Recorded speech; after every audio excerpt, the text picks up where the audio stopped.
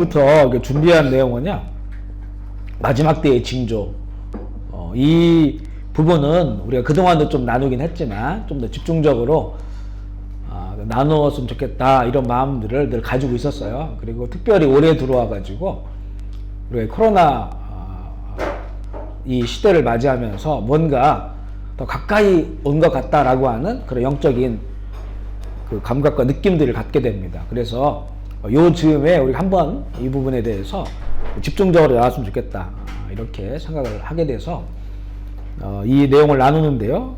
먼저 자료를 보시면 우리가 이제 7개로 이 부분을 나눴어요. 물론 이제 이 말씀을 한 주 한 주 나누면서 또 어떤 부분은 또 이렇게 합쳐서 한 주에 할 수도 있고, 또 어떤 부분도 추가될 수가 있거든요. 일단은 7개로 이렇게 준비하면서 나눠봤는데,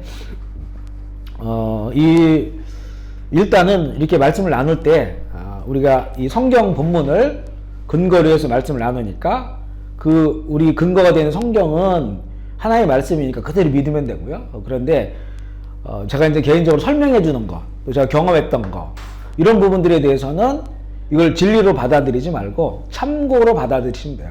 그러니까 이 말씀, 그 근거가 된 성경은 하나님의 진리로 받아들이시되, 그러나 제가 설명하고, 우리가 아직도 이렇게 모르는 것들이 너무 많거든요. 아직 안 온 것도 있고요. 그래서 되도록이면 이제 그래도 쉽게 우리가 나눠야 되기 때문에 설명하는 것, 제 수준에 설명하기 때문에 이런 것들은 그냥 참고하는 거지, 이게 100% 맞다 이렇게 생각하지 마시고요. 참고하면 되겠다, 이런 정도만. 그래서 이 성경의 말씀은 그대로 믿되, 사람을 통해서 이렇게 해석되어지고 또 설명되어진 부분에 대해서는 그것을 하나의 말씀을 바라볼 수 있는, 그냥 참고할 수 있는 정도로 이렇게 보시면 되겠다. 그리고 특별히 이제 우리가 여러 번 이 내용을 나눌 때 정말 바라는 거는, 큰 그림을 한번 같이 그렸으면 좋겠다. 이제 지금도 이런 일들이 일어나고 있는데 앞으로도 이런 일들이 일어나겠구나라고 하는 큰 그림을 가지고 살아가는 거가 얼마나 큰 은혜인가, 이것을 우리가 좀 함께 누렸으면 좋겠고요. 우리 계시록 오늘 많이 읽을 텐데, 계시록 1장 3절을 먼저 읽어볼게요. 우리 전에 성경 공부할 때도 계시록을 나눴는데, 그때는 좀 계시록 전체적인 부분을 나눴기 때문에 조금 이렇게 이제 집중적으로 하지 못했던 부분이 있는데, 이번에는 좀 더 그 부분을 집중화시켜서 보기를 원하는데요. 요한계시록 1장 3절 말씀을 한번 읽어보겠습니다. 시작.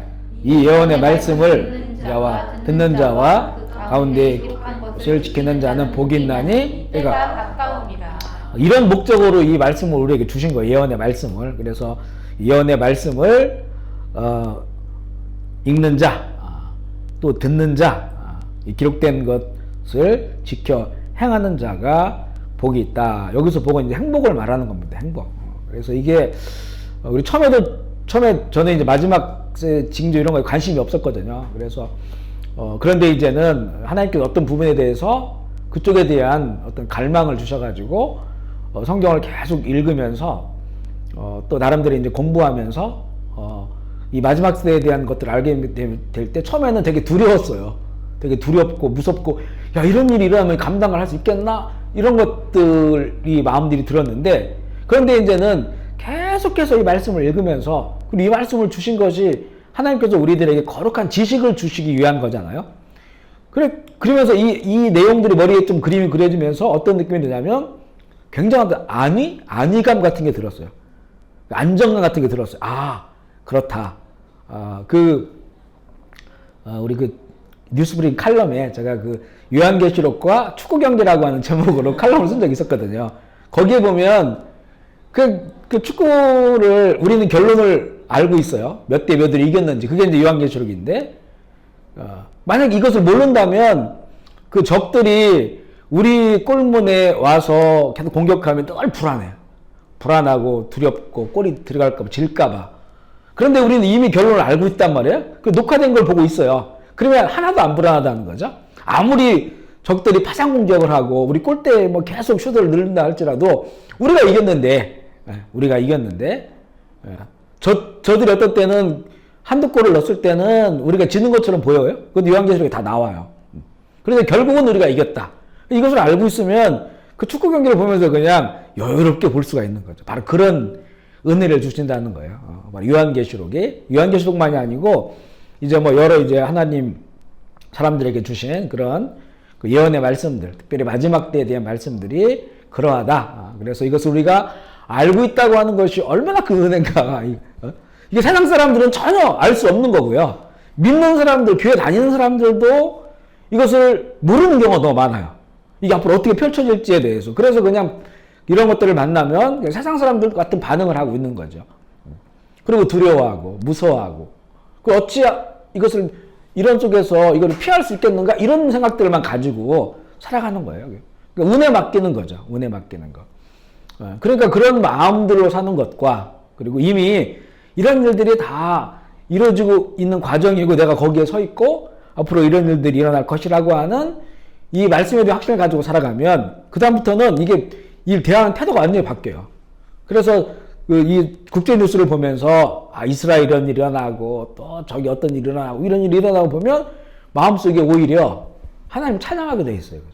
하나님 영광을 돌리고 하나님이 하시고자 하는 일들이 이루어지는구나. 물론 그것 때문에 고통받는 사람들을 위해 또 위로하는 기도를 하고 우리가 도울 수 있는 걸 함께 돕고 하지만 전체적으로는 하나님의 뜻이 이루어지는 것을 보면서 예언이 이루어지는 걸 보면서 정말 살아계신 하나님이구나. 이에 대한 확신을 더 갖게 되니까 그리고 정말 이 길로 가고 있구나 라고 하는 걸 보게 되니까 이런 은혜를 주는 거예요. 그래서 다 알고 있으니까 그리고 이제 그러면 내가 어떻게 살아야 되는가가 나오잖아요. 기록된 것을 지켜 행하는 자가 복이 있다.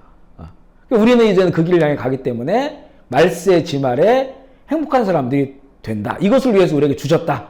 이렇게 말씀하시는 거예요. 그러니까 이것을 알아야 되는 게 너무나 중요하다라고 하는 것과 또 하나는 이 마지막 때가 언제냐 이제 이거에 대한 뭐 그동안 여러 차례 나눴지만 마지막 때에 대한 그 시간적 개념을 알아야 돼요. 사실은 우리가 늘 하나님과 우리와의 다른 게 시간이 다르잖아요. 우리는 항상 과거, 현재, 미래이고 하나님께서는 초월적인 분이시고 하루가 천년 가고 천년이 하루 같으신 하나님이신단 말이에요. 그러니까 이제 마지막 시대라고 하는 거는 우리가 이제 어떻게 보면 좋냐면 예수님이 하신 말씀이죠. 그냥 주님께서 오시겠다고 약속하신 그 약속이 남아있는 때가 마지막 때예요. 그러니까 예수님께서 하늘나라로 올라가시잖아요. 그러면서 내가 본대로 다시 오시라고 약속했는데 아직 안 오셨잖아요. 그러니까 그때부터 지금까지 마지막 때예요, 사실은. 그래서 그 베드로 전서에도 보면 마지막 때 주시기로 한 구원 해가지고 그게 바로 예수 그리스도의 복음의 사건이에요. 그걸 지금 우리에게 2000년 동안 주신 거예요. 우리에게는 더디 너무 늦는 것 같지만 그래 예수님께서 다 말씀하시기에 늦게 온다고 하셨어요. 늦게. 우리가 생각했던 우리 인간의 역사의 시간에 봤을 때는 늦게. 그래서 이 열처녀를 기다리는 그 5 처녀들도 마찬가지고 그때도 보면 더디 오시고 그죠. 보면 이 예수님의 비유가 다 보면 더디 오신다고 하는 것에 맞춰져 있어요. 근데 이게 설마 2000년이 지날 줄이야 우리 몰랐죠. 근데 그 하루하루가 한 영혼 한 영혼이 주 앞에 돌아오는 것을 하나님께서 그걸 기뻐하시기 때문에 참으시고 인내하시는 구원의 은혜의 시간들을 펼쳐주신 겁니다. 그러나 또 무슨 말씀하시냐면 그렇지만 이제는 예수님이 이제는 재림이 임박할 때에 징조를 또 말씀해 주셨어요. 징조. 그날이 도둑같이 오겠다. 그러나 우리들에게 믿는 자들에게는 도둑같이 오는 게 아니다. 왜냐하면 징조를 말씀해 주셨기 때문에 이런 징조가 일어나는 것들을 보면 주님이 이제 정말 오실 날 가까웠구나 라고 하는 이게 말세 지말이에요. 마지막 때 끝자락이 바로 말세 지말이거든요. 그 끝자락에 대해서 주님이 또 말씀해 주신 거예요. 그러니까 우리는 이미 마지막 때를 살고 있어요. 마지막 때. 그리고 이제는 우리가 관심을 가져야 될 것은 마지막 때에 주님께서 말씀해 주신 그 징조를 보는 거예요. 그러면서 이제는 우리가 얼마 남았나. 물론 그렇다고 해서 주님이 언제 오신다? 이거는 우리가 알 수가 없어요. 그 날과 시는 알 수가 없어요. 그러나 예수님도 모른다. 그래서 아버지는 아신다. 이렇게 말씀하셨어요. 어느 날 하나님께서 이제 아들아 내려가라 이러면 오시는 거예요. 그죠? 구약도 사실 예수님의 초림을 수천 년을 기다렸어요. 마찬가지로 우리도 지금 그것을 기다리고 있는데 이제 일어나는 징조들을 바라보니까 말세지 말의 때라고 하는 것을 우리가 알기 때문에 또 이 말세지 말 살아갈 때는 또 이렇게 살아라라고 하는 주님의 말씀이 있어요. 우리가 요즘 구호를 외치는 것처럼 깨어 기도해야 되고 그리고 그 말씀 따라 바른 길 가야 되고요. 사랑에 식어지는 때 서로 사랑하며 살아가야 되는 그런데 이렇게 살기 점점 어려워지는 이런 그 시대에 우리가 살아갑니다. 그래서 이번에는 이제는 그 여러 우리 이 분야에 있어서 마지막 때의 징조가 무언가라고 하는 것을 좀 나누면서 가기를 원하는데, 그래서 우리가 이걸 나눌 때 예수님의 목적은 우리가 행복하기 위해서 이걸 주셨으니까 너무 무겁게 하지 말고 너무 무거운 마음으로 보지 말고 좀 가벼운 마음으로, 야, 이거 주님이 우리에게 이런 걸 알려주시는구나. 근데 알려주셨는데 우리가 그동안 잘 몰랐어요? 왜냐면 집중적으로 이거를 잘 안 봤으니까. 그러니까 이번에 그걸 집중적으로 보면서, 아, 정말 우리에게 행복하게 살게 하기 위하여 이런 말씀 주셨다라고 하는 그런 우리의 마음 분위기로 이렇게 이제 말씀을 나눴으면 좋겠습니다. 그래서 오늘 나누실 말씀, 이제 전체 강의로 보면 32번째 강의고요. 마지막 때의 징조 첫 번째인데, 우리가 오늘 이제 전체적인 징조, 또 자연계를 중심으로 하는 전체적인 징조를 나누고, 그 다음에 이제 나눌 것이 두 번째는 사회적인 징조, 사회적 현상이 어떤 일들이 일어날 것인가, 이런 것들, 문화적인 거, 교육적인 거, 가정적인 거, 이런 걸 이제 다음 주에 나누겠고요. 그 다음에 이제 교회, 신앙의 징조, 교회에 내지는 신앙생활에는 어떠한 이런 위기 내지는 어떤 변화가 있을지, 네 번째는 정치적인 거, 민족, 종족, 국가에서 일어나는 그런 일들, 다섯 번째는 성경에서 말하는 적그리스도는 무엇인가. 결국 이제 보면 사도 바울도 이미 적그리스도가 왔다는 거예요. 그럼 적그리스도의 그동안 2000년 동안에 한 면에서 예수 그리스도의 복음이 흘러가지만 한 면에서는 적그리스도의 활동이 활발해지고 결국 말세지 말에는 더 이게 강력해진다는 거죠. 이것을 알아야 된다. 적그리스도에 대해서. 그 다음에 여섯 번째는 정말로 예수님의 재림의 그 시간표의 두 바퀴라고 할 수 있는, 한 바퀴는 모든 그 만민에게 그리스도의 복음이 증언되는 거. 증언된다. 한쪽에는 이스라엘 회복되는 것. 이 두 바퀴. 그래서 그 한 바퀴인 이스라엘 징조를 나누고, 이제 일곱 번째는 예수님의 재림에 대해서. 예수님의 재림이 그냥 오늘 갑자기 예수님께서 육지로 지구로 오셔서 모든 게 끝난다? 이렇게만 말씀해 주시지 않았어요. 그 재림에도 그 주님이 어떤 감추어 놓으신 그런 내용들이 비밀이 있음을 우리가 그런 부분을 좀 나누자, 이번에. 그래서 7가지 그런 내용인데, 앞서 말한 것처럼 이 근거가 되는 말씀은 완전하지만 제가 설명하고 풀고 해석하는 이거는 부족한 거다. 언제든지 이거는 좀 더 바뀔 수도 있고 첨삭될 수 있으니까 이제 참고하는 그런 내용으로 이렇게 이해하시면 되겠다. 이렇게 말씀드리고요. 오늘은 이제는 전체적인 징조, 특별히 자연계를 중심으로 해서 자연계에 일어날 일들을 나눌 텐데, 첫 번째 시간으로요. 이 내용은 요한계시록의 말씀을 중심으로 나눌 거예요. 전에도 요한계시록을 나눌 때 이걸 했는데, 그때는 1장부터 끝장까지 쭉 이렇게 풀어간 거거든요.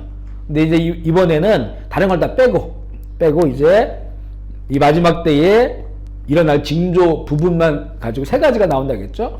그 부분만 좀 더 집중적으로 보고자 합니다. 그래서 첫 번째 우리가 이제 볼 것은 일곱 인을 뗄 때 일어나는 그 일을 좀 보기 원하는데, 요한계시록 6장으로 넘어가 볼게요. 요한계시록 6장입니다. 요한계시록 6장을 펼쳐보면서 우리 1절 말씀을 같이 한번 읽어보겠습니다. 시작. 내가 봄에 어린 양이 7인 중에 하나를 떼시는데, 그때 내가 들으니 내 생물 중에 하나가 노랫소리 같이 말하되 오라 하기로 이렇게 시작을 하죠. 그래서 내가 보면 어린 양이 7인 중에 하나를 떼신, 어린 양이 누굽니까? 예수님이시죠. 5장에 보면 그 하나님의 오른손에 있었던 그 7 봉인된 두루마리가 어린 양 예수께 수여될 때 막 예배 드리는 내용들이 나오잖아요. 그러니까 이게 이 7 봉인된 이 안에 두루마리 안에 써 있는 게 엄청난 사건들이에요. 엄청난 거예요. 아무도 이걸 풀어볼 수 없으니까. 오직 그 예수 그리스도에게만 그 권한이 주어져 있으니까 엄청난 내용이 들어가 있던, 이게 너무 중요한 거예요. 이 인류의 역사, 그리고 끄트머리 일어난 일들에 대해서 너무나 중요한 그런 스토리가 쓰여져 있는 그런 그 책이다. 이렇게 보면 되고요. 그것이 이제 하나하나씩 어린 양의 손에서부터 떨어지는 겁니다. 이게 중요해요. 두 번째, 세 번째 이 재앙은요, 천사들을 통해서 보여줘요. 뭐 천사가 나팔을 불 때, 내지는 이렇게 대접을 쏟을 때 한 개씩. 그런데 이 첫 번째 이 부분은 어린 양의 손을 통해서 그 인봉이 떼어질 때마다 일어나는 거예요. 그러니까 이 첫 번째 그 인을 뗄 때 보여주는 것은 전반적인 그 내용을 보여주는 겁니다. 전체적인 큰 그림을 먼저 보여주는 거예요. 예수님께서 뗄 때마다. 그리고 이제는 좀 더 세밀하고 구체적으로는 두 번째, 세 번째 이 재앙들이 보여주고 있다. 이렇게 이제 볼 수가 있어요. 그래서 이제 어린 양께서 직접 그 책을 받아가지고 두루마리를 받아가지고 그 하나씩 그 내용을 떼어주는데 이게 첫 번째부터 일곱 번째까지 보면 이게 완결 구조를 가지고 있어요. 완결. 물론 여섯 번째까지 인을 뗐을 때 상황까지 보여주고 일곱 번째 뗐을 때는 두 번째 재앙으로 넘어가요. 그리고 사이사이에 또 다른 말씀들이 있고. 그러니까 여섯 번째 재앙을 보면 이제 주님 오시는구나 이렇게 느껴질 수 있도록. 그래서 이것이 그 완결 구조를 가지고 있다. 부분적인 것이 아니고 전체적인 것을 말씀하고 있다. 이렇게 볼 수가 있고요. 그래서 이제 첫 번째 6장 2절 말씀을 한번 읽어보겠습니다. 6장 2절입니다. 시작. 이에 내가 보니 흰 말이 있는데 그 탄자가 활을 가졌고 면류관을 받고 나가서 이기고 또 이기려 하더라. 첫 번째 흰 말이 나오는데 그 탄자가 있어요. 그 활을 가졌다고 하는 거는 공격성이 있다는 거예요. 잘 싸운다. 공격성이 있고 면류관을 받았다라고 하는 거는 권위가 있다는 겁니다. 권위가 있다. 그리고 이 존재가 나가서 이기고 또 이기려고 하더라. 그러니까 딱 보기에는 그가 계속 승리하고 있는 것처럼 보이는 거예요. 흰말 탄자가. 그래서 이 흰말 탄자는 이 마지막 때 미혹하는 자가 나와서 엄청난 미혹을 할 것임을 말씀해 주고 있습니다. 세상을 속이는 거예요. 흰말을 탔다고 하니까 나중에 보면요. 그 요한계시록 19장 11절에 보면 예수님께서 백마 타고 나오거든요. 여기는 그 흰말이라고 거기 백마라고 돼 있어요. 그러니까 근데 그 백마 타고 오신 분은 완전 마지막에 모든 끝났을 때 마지막에 그 예수 그리스도예요. 근데 이 흰말 탄 사람은 흰말 탄 존재는 예수 그리스도가 아니에요. 그러니까 이건 이미테이션, 가짜. 하지만 그가 면류관을 가지고 받았기 때문에 힘이 있어요. 힘이 있고 활이 있기 때문에 공격적이에요. 그러니까 계속 이기고 또 이기는 거예요. 그러니까 가면 갈수록 이 사단의 세력, 미혹하는 세력, 세상은 사단에게 아주 속고 있고, 그리고 믿는 자들마저도 믿는 자들은 미혹당하는 거예요. 미혹당해가지고 계속 밀리는 겁니다. 교회가 밀리고 성도들이 밀리고 이제 그것을 우리에게 보여줘요. 계시록 13장에 보면 그 짐승이 나오잖아요. 두 짐승이라고 해요. 첫 번째 짐승은 하나는 땅에서 나오고 하나는 바다에서 나오는 그 짐승인데 첫 번째 짐승은 열 왕관을 가지고 있어요. 열 왕관. 왕관을 가지고 있다고 하는 거는 이건 예수님이 이 왕이신데 왕관을 짐승이 가지고 있다고 하는 거는 그만큼 세상에서 그거 파워가 있다는 겁니다. 그 짐승이. 그리고 또 두 번째 그 짐승은요. 어린 양의 모습이고 용의 말을 해요. 그러니까 모습이 어린 양이 얼마나 이게 속기 쉬워요. 어린 양 예수인데. 그러니까 예수님 얘기하면서 믿음 얘기하면서 그렇게 속이는 거고 그 말이 용의 말이에요. 우리는 하나님의 말을 하는데 용의 말을 하니까 이건 사단의 권위를 가지고 있는 겁니다. 영적인 권위를 가지고 있다는 겁니다. 그래서 이 흰말 탄 이 존재가 이렇게 힘을 가지고 있고 그리고 그의 말에 영적인 권위가 있어요. 그래서 사람들이 속아버리는 거예요. 이거를 우리가 이 존재를 무시할 수가 없어요. 결국 우리가 승리한다고 하는 건 최후 승리를 말하지 그 최후가 되기 전에는 우리가 밀리는 거예요. 밀리고 지고. 그래서 전에 말씀드렸지만 마지막 때는 정말 자기 신앙 버티고 견디기도 힘들 때가 온다. 그렇게 말씀드렸잖아요. 물론 지금 우리가 더 이 힘을 가지고 있고 우리가 더 기도할 수가 있어요. 근데 가면 갈수록 그렇게 된다는 겁니다. 점점 쪼그라붙고 있잖아요. 사실 지금 한국교회도 이제 뭐 비대면 이렇게 되면서 같이 모여서 뭔가를 해야 되는데 이제는 지금 요즘 나오는 그 선교제 강의라든가 목사님들 강의 보면 다 이제는 어떻게 비대면에서 영적 양육을 하고 신앙생활 할 수 있게 이 부분에 대한 주제예요. 지금 다. 그 이제는 점점 더 힘이 분산되는 겁니다. 물론 그게 힘이 없다가 아니에요. 그 분산돼서 얼마든지 우리가 거기 예배 드릴 수 있고 할 수가 있어요. 큰 의미가 있어요. 그런데 이제는 옛날처럼 막 10만 명씩 모이고 여의도 광장에 100만 명씩 모이고 이게 안 된다는 겁니다. 이제. 그 이렇게 몇십 명 모이고 몇백 명 모이는 것도 어렵다는 거죠. 그래서 그러니까 훨씬 더 가면 갈수록 우리들의 이제 힘이 타격을 받고 이 힘말탄 자의 공격은 강해지고 그리고 이제는 믿는 자들도 너무 많이 속아서 미혹당하고 무너지는 거예요. 그 요즘은 그 어떤 부분을 많이 다시 또 기도해보고 다시 또 기도해보는 게 뭐냐면 어떤 세상에 이런 현상들 있잖아요. 그 교회와 관련된 거. 그러면 어떤 언론에서 어떤 교회가 어떤 것, 이렇게 교회에 대해서 어떤 목사님에 대해서 이렇게 문제를 드러내면 우리 딱 마음이 다쳐요. 우리도 싫어요. 그런 거. 그런데 전에는 그러면 그걸 그냥 밀어놨거든요. 근데 요즘은 너무 유혹이 심하다 보니까 그걸 가지고 좀 자꾸 묻게 되더라고요. 하나님께. 하나님 정말 이 언론에서 말하는 나온 이 목사님 내지는 이런 교회 이거 하나 어떻게 보십니까? 자꾸 묻게 되고 어떤 때는 의외의 말씀을 했어요. 의외의 말씀. 지금 우리가 생각서 그리고 있고 우리가 알고 있는 거 있잖아요. 그거 의외의 말씀을 해줄 때가 있어가지고 받아들이기 어려운 그때도 있어요. 그게. 그렇지만 그게 주님께서 반복적으로 주신 말씀이니까 생각을 고쳐 먹어야 돼요. 이거. 고쳐 먹어야 돼. 그러니까 야 이게 이렇구나. 이렇구나. 우리가 보통 이런 정보를 얻는 게 대부분 세상의 언론이잖아요. 언론은 너무너무 다양하고 이제는 언론이 중립적이다 이런 언론을 거의 찾아볼 수가 없어요. 이제는 다 편향적이에요. 편향적. 근데 거기에 우리는 그 편향에 따라 가려고 하는 의지가 되게 심해요. 그러니까 야 이렇게 우리가 미혹되는구나. 이렇게 넘어지는구나. 하나님께서 어떤 때는 기뻐하는 거를 우리는 싫다고 말해요. 그거 아니라고 말하는 게 그 가면 갈수록 많아집니다. 이래서 정말 깨어 기도해야 되는구나. 이것을 많이 느끼게 되거든요. 결국 이제 이 마지막 때에 그런 일들이 일어난다. 예수님께서도 반복적으로 말씀을 한번 읽어볼까요? 마태복음 24장 4절 5절 자료에 있습니다. 시작.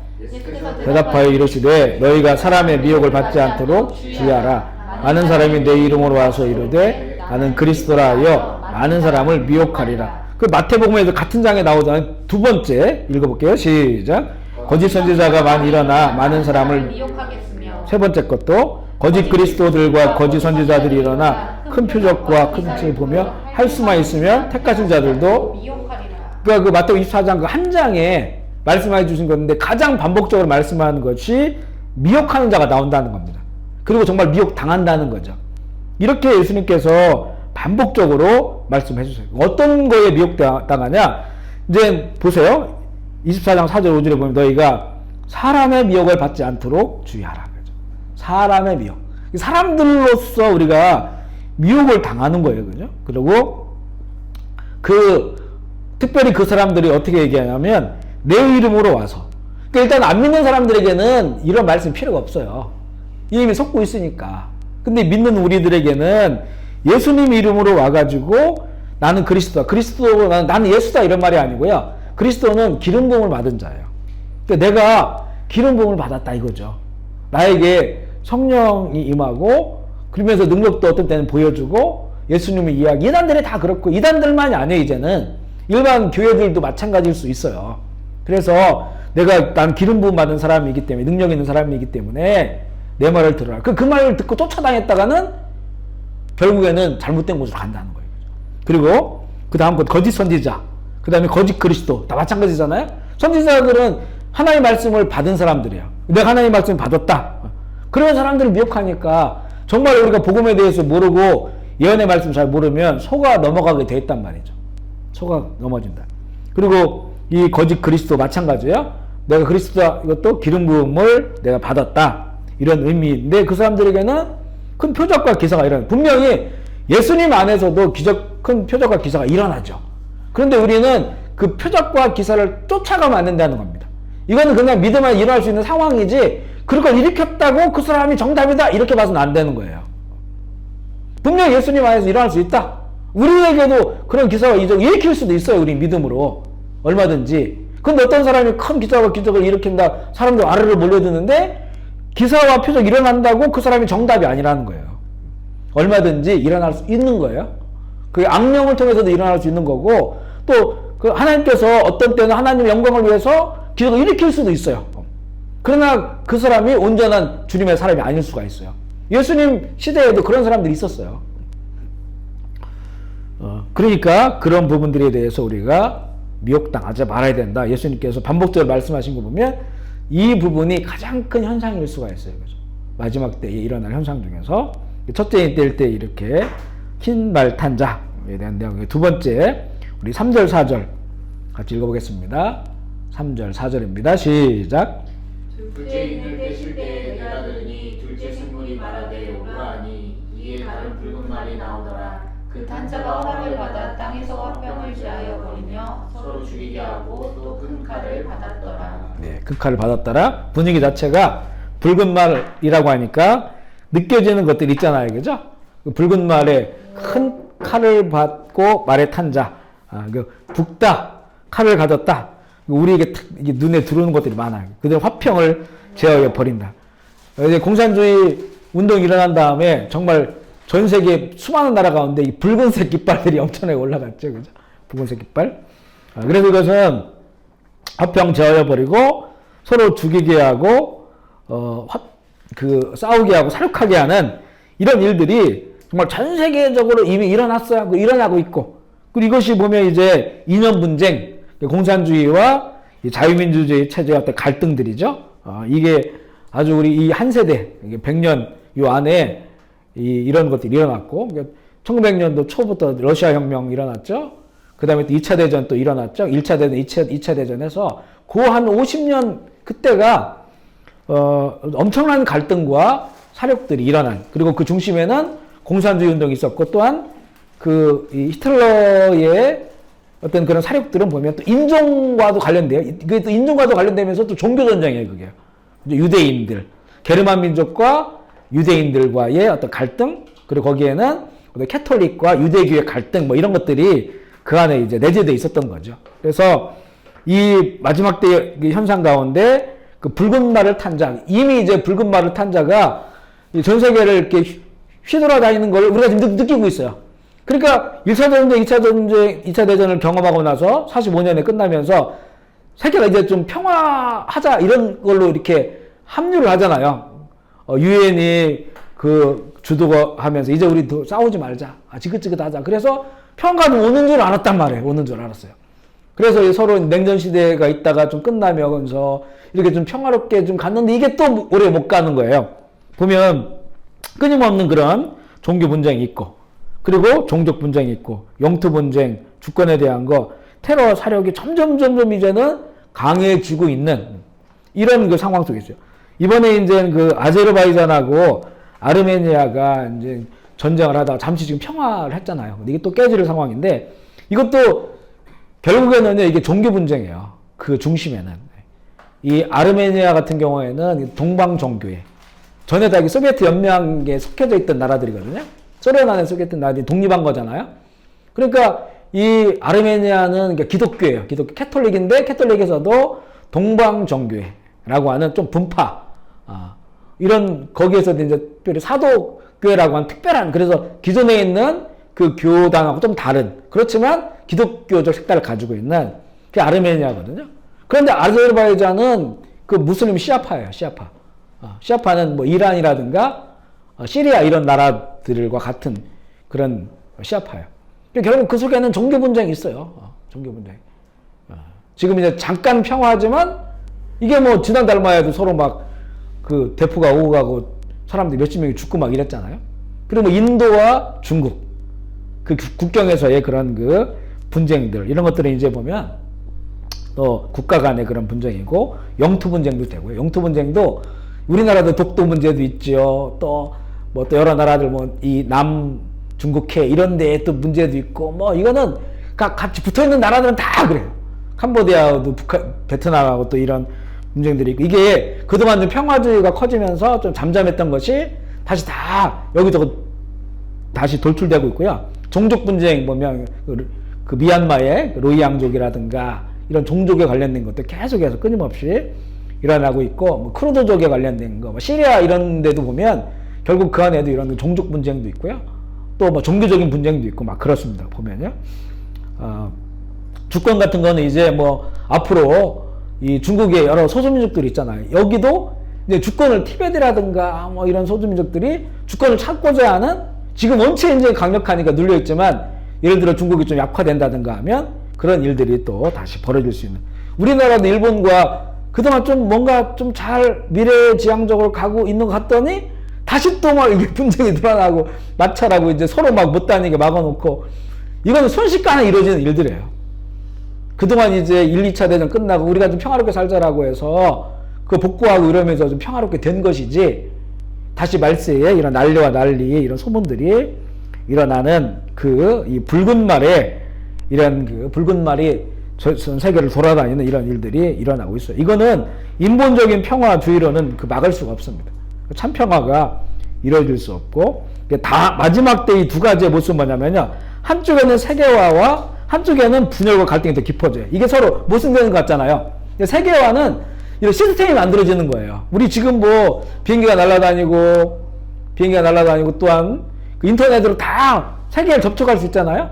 그리고 그것이 이제는 대기업들이라든가 어떤 그 세계에 영향을 끼치려고 하는 사람들에게 편하죠. 세계가 이렇게 세계화되니까. 그런데 또 한편에서는 종족 갈등, 국가 갈등, 민족 갈등, 종교 갈등이 계속 벌어지는 거예요. 이게 더 첨예화되는 이런 그 두 가지 현상들이 일어난다. 볼 수 있고요. 그래서 이제 그 마태복음 24장 6절 7절 예수님이 말씀하신 걸 보겠습니다. 시작. 난리 소문을 들었으나 너희는 삶과 두려워하지 말라. 이러니 있어야 돼. 아직 끝은 아니니라. 민족이 나라가 나라를 대적하여 일어나겠고 그것의 기근과 지진이 있으리니. 보세요. 여기 보면요. 붉은 말이 와가지고 나라와 난리가 나요. 이게 사실 1, 2차 대전을 보면 딱 이 그림하고 맞긴 맞아요. 물론 이게 딱 그것만이다 이렇게 볼 수는 없지만 그 이미 이게 100년 우리 지금으로부터 100년 안에 다 일어난 일이고 이제는 또 그것이 더 첨예화된. 그런데 이런 일이 일어나는 건 끝은 아니라는 거예요. 이게 시작이라는 거예요. 시작. 1, 2차 대전은 어찌 보면 중요한 마지막 때의 시작을 알리는 신호탄으로 우리가 볼 수가 있어요. 공산주의 운동이라든가 1, 2차 대전이라든가 이런 일들이요.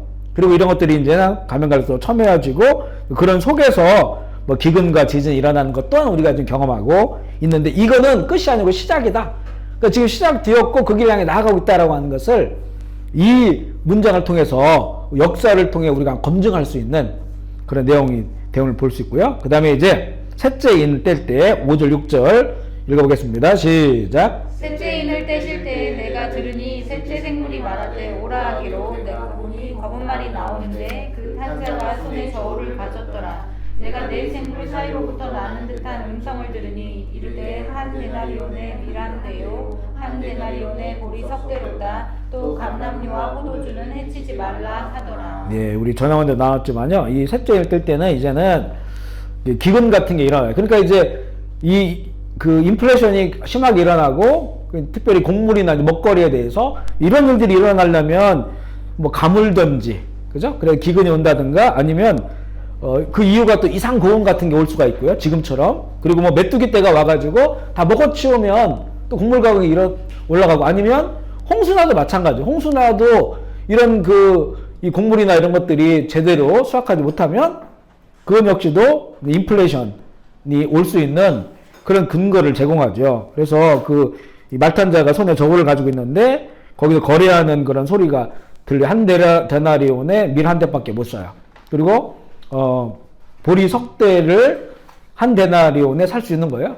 그러니까 이거는 뭐냐면 한 데나리온은 장정이 하루 동안 일해가지고 번 돈이거든요. 근데 그거 가지고 그냥 자기 하나 먹을 수 있는 것, 자기 하나 그 근근히 먹을 수 있는 그런 정도밖에 살 수 없는 거예요. 그만큼 곡물 가격이 올라가든지 아니면 경제적인 어떤 어려움이 닥치는 것을 의미한다고 볼 수가 있어요. 그래서 극심한 인플레이션이 온다. 특별히 이제는 아주 곡물은 기초생활이잖아요. 기초생활. 다른 뭐 공산품이 올라가고 하는 거는 없으면 안 쓰면 되니까. 그런데 이게 기초적인 먹거리가 이 가격이 올라가고 이러면 그다음부터 다 올라가게 돼 있죠.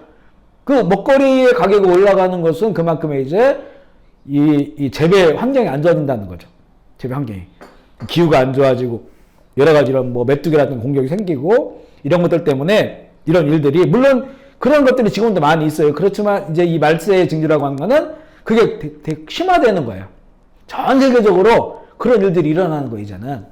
그래서 그 요셉의 7년 풍년 7년 흉년을 그게 또 요셉을 또 예수님과 이렇게 그런 어떤 그 모습으로 보면서 마지막 때에 그 7년 대환란의 그런 모습으로도 보잖아요. 그 흉년이 있었어요. 지금 잘 살고 있어요. 근데 결국엔 7년 대환란은 흉년을 다 잃어버릴 정도로 그 7년의 그 가뭄이 너무나 큰 거예요. 그런 일들이 이루어지게 될 것임을 이제 말씀하고 이런 것도 사실은 보면 서서히 진행되고 있는 그런 것들을 보게 돼요. 우리나라도 보면 원래 우리나라의 토양에서 재배되는 그 뭐라고 합니까? 토종식물들, 토종 이런 것들이 이제 막 사라지잖아요, 그죠? 그 종자를 다 미국이나 다국적 기업에게 제공을 받잖아요. 그것을 그 뭐를 준다고 하죠? 그거 그 돈을 주면서 그 종자를 받잖아요. 그런데 우리나라 토종에 나오는 거는 그냥 씨 갖다가 심으면 그 다음 또 나오는데 여기는 심으면 한 번 딱 쏴가 끝나는 거예요. 유전자 조작해서. 그래서 그 다음에 살려면 또 사와야 되고 또 사. 근데 재배하는 거, 우리나라 거 재배하는 건 훨씬 싸니까 그걸 사오거든요. 그 나중에는 이제 우리나라 이 땅이 우리나라 토종 작물들이 작황이 안 되고 이제는 왜냐하면 그 다른 작물에 이제 이게 적응을 하는 거예요. 땅은 텃세가 굉장히 심하다 하더라고요. 텃세가. 우리나라 딸기 갖다 여기 심어보니까 막 처음에 안 돼가지고 몇 년을 했는데도 몬들길에서 안 돼가지고 그랬다는 거 아니죠? 그랬다는 거잖아요, 그요? 그러니까 결국에 나중에는 이제는 그 다국적 기업이 파는 대로 그걸 사야 돼요. 이거 올라가면 결국은 이제 우리나라도 농사짓고 하는 그 땅들이 막 쌀이 남아든다고 그래서 그 땅을 자꾸 없애고 이제는 부가가치 높은 거 그래서 뭐 상추기르고 뭐 다른 거 하다 보니까 이거는 사실은 기초먹거리는 아니잖아요. 있었는데 없어야 되는 거예요. 근데 점점 농지가 없어지니까 나중에는 결국 이런 일이 생기면 쌀을 사와야 되죠. 비싼 가격. 그럼 다른 게 다 올라가죠, 이제. 이런 것들도 얼마든지 그렇게 갈 수 있는 방향으로 지금 우리가 가고 있어요. 상황 자체가. 그래서 세 번째, 검정말을 봤고요. 예수님께서도 말씀했는데, 근데 이때는 보면요, 감람류와 포도주는 해치지 말라 그랬거든요. 그래서 아직은 남겨두는 게 있는 거예요. 셋째인이 떨어져가지고 이 검정말이 돌아다녀도 아직은 인플레이션이 오고 있지만 아직은 살만한 그런 것들은 남겨놓은 그런 상태고요. 예수님께서 하신 말씀 24장 7절 말씀 읽어볼게요. 시작. 민족과 민족을 나라가 나라를 대적하며 일어나겠고 곳곳에 기근과 지근이 그죠 곳곳에라겠죠. 그동안 뭐 역사 가운데 기근이 여기저기 있었지만 그러나 이제는 곳곳에 기근과 또 지진 이런 현상들이 일어난다. 뭐 지진이 이미 많아지고 있는 것은 우리가 알고 있고요. 그죠? 기근도 이제는 전 세계적으로 오는 그런 내용을 또한 볼 수가 있고요. 그 다음에 네 번째인데 6장 7절 8절 한번 읽어보겠습니다. 시작. 넷째인을 떼실 때에 내가 넷째 생물의 음성을 들으니 말하되 오라 하기로 내가 봄에 청황색 말이 나오는데 그 탄자의 이름은 사망이니 음부가 그 뒤를 따르더라. 그들이 땅 4분의 1의 권세를 얻어 검과 흉년과 사망과 땅의 짐승들로서 죽이더라. 이 넷째인부터는 점점점 상황이 심각해집니다. 앞서보다 더 심각해지는 그런 그림을 보여주는데요. 청황색 말이 나와. 이게 청황색 말을 우리가 뭐 거의 본 적이 없죠. 검정 말도 보고 흰 말도 보고 붉은 말도 봤는데 청황색 말 아주 기분 나쁜 색깔을 하고 있는 그런 이 말이 나왔는데 이 말에 이름이 있는데 이게 사망이에요. 이 말이 돌아다니면 많은 사람들이 죽는 거예요. 죽음의 말. 그 뒤에 음부가 따라오니까 이거는 이제 결국 정말 큰 죽음이 세상 가운데 임하게 되는 그것을 이제 보여주는 건데 이게 어느 정도 이 말이 돌아다니냐면 땅의 4분의 1을 돌아다닙니다. 땅의 4분의 1의 권세를 얻게 돼요. 그래서 그 검과 흉년과 사망과 땅의 짐승들로서 죽이는 그 4분의 1의 권세를 가졌는데 검은 뭐냐면 전쟁이죠. 전쟁, 테러, 이런 사륙 이런 것들. 이번에 우리 아시겠지만 프랑스에서 그 참수한 사건 일어났잖아요. 참수하는. 그게 몇 년, 2015년인가요? 그 기관지가 뭐죠? 사를리 에브도라고 하는 그런 그 신문사인데, 이게 풍자 신문사예요. 그 풍자 신문사에서 다 만화로 이렇게 그리고, 이런 거 하는 회사인데, 여기에서 이제 뭐 무하메드를 만화처럼 그려놓고, 거기에 뭐 이렇게 무슨 예수님 뭐라고 써놓고 뭐 이렇게 한 게 있었어요. 이거를 보고 극단적인 그 무슬림이 그 사무실에 들어가가지고 총기를 난사했어요. 2명이. 그 12명이 죽었어요. 그 경찰까지 죽어가 12명이 죽었거든요. 그게 2015년이에요. 근데 이제 그 교사가 역사를 가리키면서 그 풍자된, 그 무하마드에 대한 풍자된 그걸 가지고 그 가르친 거예요. 수업 시간에. 그런데 그곳에 앉아있던 그 학생 중에 하나가 부모한테 연락했고, 부모가 그 레슨에 띄웠어요. 이거 무하마드를, 이거는 어떤 경멸한 거다, 이렇게. 그래가지고 어떤 그 젊은 무슬림이 그 참수형을 시켰어요. 그 교사를. 그리고 자기는 총에 죽었어요. 이게 지금 뭐 지난주에 일어난 일이에요, 지금. 앞에도 말했지만 그 종교 분쟁, 이런 그 내용들인데, 바로 이런 테러와 사력들. 무슬림들이 뭐 다 그런 게 아니에요. 소수의 극단적 무슬림들이 그런 건, 이 사람들은 끊임없이 이것을 되물림해요. 이런 사람들이 항상 있는 거예요, 이제. 항상. 특별히 이제 프랑스는 뭐 다른 나라보다 더욱더 이 무슬림 그 나라 사람들을 받아들였어요. 그렇기 때문에 더욱더 거기가 이런 일들이 많이 일어납니다. 이런 것들이 일어난다. 칼의 이제 그런 거, 테러 이런 게 일어나고요. 흉년, 이상 기온이나 자연재해로 흉년 때문에 고통을 당하게 되고, 또 사망은, 이 사망이라는 의미 속에 전염병이라는 의미가 있어요. 사망이. 우리가 이걸 정말 뼈저리게 지금 느끼고 있어요. 전염병. 지금 4천만 명이 지금 전염되게 하나요? 4천만 명? 어마어마하죠? 그 앞으로 언제 끝날지도 모르겠고. 그리고 이제 그 짐승들로서 준다겠죠. 짐승들도 보면, 짐승들이 뭘로 우리를 그 고통스럽게 할까 했더니, 이게 다 짐승들로부터 시작된 거잖아요. 전염병도 그렇고요. 그리고 또 이 짐승들이 전염병에 걸리니까 살처분 시키잖아요. 돼지도 시키고, 또 닭들도, 또 소들도 살처분 시키니까 이제 사람들이 이제 고기 맛을 들렸는데 먹거리가 떨어지는 거예요. 그죠? 먹거리가. 이런 짐승들로서 이렇게 세상에 고통을 당하고, 또한 어떨 때는 정말 어떤 짐승의 어떤 캐릭터일 수도 있어요. 그죠? 이런 짐승의 세상. 그래서 고통을 당하는데, 이 힘이 지구의 4분의 1에 미치는 겁니다. 지구의 4분의 1. 그래서 이제 첫 번째에서 이 네 번째까지 지금 나눈 이런 이 모습이 온 인류가 그동안도 겪었던 재앙이기도 하지만, 또 가면 갈수록 더욱더 심화되어지는, 그리고 특별히 네 번째 인이 떨어졌을 때 초항생말이 돌아다니면 지구의 4분의 1이니까, 인구로 따져보면 우리가 지금 70만이라고 하면 최소한 15만 명 이상에게 영향력을 끼칠 수 있는 그런 그 일들이, 이런 재난이 벌어지게 됨을 우리가 알 수 있습니다. 여기에는 앞서 나눈 것처럼 칼, 그죠? 죽음, 이런 전쟁, 그 다음에 어떤 흉년, 그죠? 이런 자연재해 같은 것, 그 다음에 사망, 전염병, 그리고 짐승을 통한 그런 그 고통이 세상 가운데 있을 것을 말씀해요. 우리 누가복음 21장 11절 예수님이 말씀하신 거 한번 보겠습니다. 시작. 곳곳에 큰 지진과 기근과 전염병이 있겠고, 또 무서운 일과 더 큰 징조들이 있으리라. 예, 그렇게 주님께서도 말씀하셔가지고요. 지진과 기근, 전염병 이런 것들이 오게 될 것임을 말씀하고 있습니다. 그리고 이런 또 더 나가면 무서운 징조들이 있을 것이다. 이렇게 볼 수가 있어요. 다섯 번째 인을 뗐을 때 내용을 나눌게요. 다섯 번째는 어떤 재앙의 내용은 아닙니다. 우리 6장 9절로 11절 말씀 읽어보겠습니다. 요한계시록 6장 9절로 11절 시작. 다섯째 인을 뗄 때에 내가 보니 하나님의 말씀과 그들이 가진 증거로 말미암아 죽임을 당한 영혼들이 대단 아래에 있어 큰 소리로 불러 이르되 거룩하고 참되신 대주제여 땅에 거하는 자들을 심판하여 우리 피를 갚아주지 아니하시기를 어느 때까지 하시려니까 하나이다.